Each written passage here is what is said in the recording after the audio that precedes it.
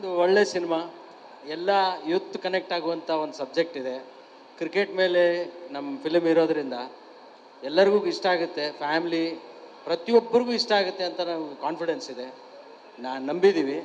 So ಅದೇ ಥರ ನೀವು ನೋಡಿದಾಗೆ ನಮ್ಮ ಸಾಂಗು ಸೂಪರ್ ಹಿಟ್ ಮಾಡಿದ್ದಾರೆ ಜನ, ನಮ್ಮ ಫಿಲ್ಮು ಸೂಪರ್ ಹಿಟ್ ಮಾಡೇ ಮಾಡ್ತಾರೆ ಇವಾಗ.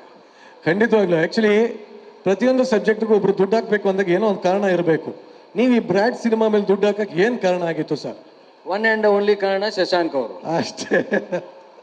ಸ್ಟಾರ್ ಡೈರೆಕ್ಟರ್ ಅವರು. ನನಗೆ ಮೋಸ್ಟ್ಲಿ ಅವ್ರ ಬಯೋಪಿಕ್ ಥರ ಅನಿಸ್ತಾ ಇದೆ, ಅವರು ಒಂದು ಬ್ರ್ಯಾಟೇ ಆ್ಯಕ್ಚುಲಿ. ಏನು ಸರ್ ನಿಮ್ಮ ಪ್ರಕಾರ ಬ್ರ್ಯಾಟ್ ಅಂದ್ರೆ ಏನು ಸರ್? ಹಾಳಾಗಿ ಹೋಗಿದ್ದಾನೆ. ಹಾಳಾಗಿ ಹೋಗಿದ್ದಾರೆ ಅಂತ ಶಶಾಂಕ್ ಸರ್ಗೆ ಹೇಳ್ತಾ ಇದಾರಲ್ಲ? ಇಲ್ಲ, ಅವ್ರಿಗೆ ಹೇಳಲಿಲ್ಲ, ಬ್ರ್ಯಾಟ್ ಅರ್ಥ ಹೇಳಿದ್ದು ನಾನು. ನೀವೇ ಹೇಳಿದ್ರಲ್ಲ ಸರ್ ಬ್ರ್ಯಾಟ್ ಅಂದ್ರೆ ಹಾಳಾಗಿ ಹೋಗಿದ್ದಾರೆ ಅಂತ. ನಮ್ಮ ಮೂವಿಯಲ್ಲಿ ಹೇಳಿರೋದು ಆ ಥರ. ಓಕೆ, ಒಟ್ಟಲ್ಲಿ ಹಾಳಾಗಿ ಹೋಗಿರೋರ ಮೇಲೆ ಒಂದು ಕಾನ್ಸೆಪ್ಟ್ ಇಟ್ಕೊಂಡು ಸಿನಿಮಾ ಮಾಡಿರೋದ್ರ ಬಗ್ಗೆ ನೀವು ಪ್ರೊಡ್ಯೂಸ್ ಮಾಡಿದ್ದೀರಾ? Mostly S.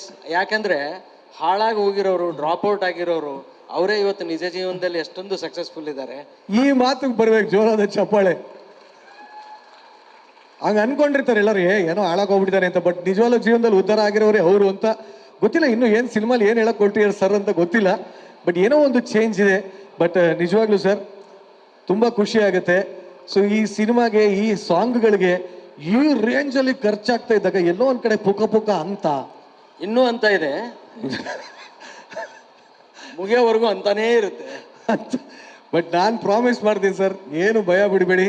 ಯಾಕೆಂದ್ರೆ ಶಶಾಂಕ್ ಸರ್ ಮೂವಿ ಅಂದ್ರೆ ನಿಮ್ಗೆ ಎಲ್ಲಾ ಕಡೆನೂ ಸೇಲ್ ಆಗುತ್ತೆ, ಜನನೂ ಥಿಯೇಟ್ರಿಗೆ ನುಗ್ಗಿ ಬರ್ತಾರೆ.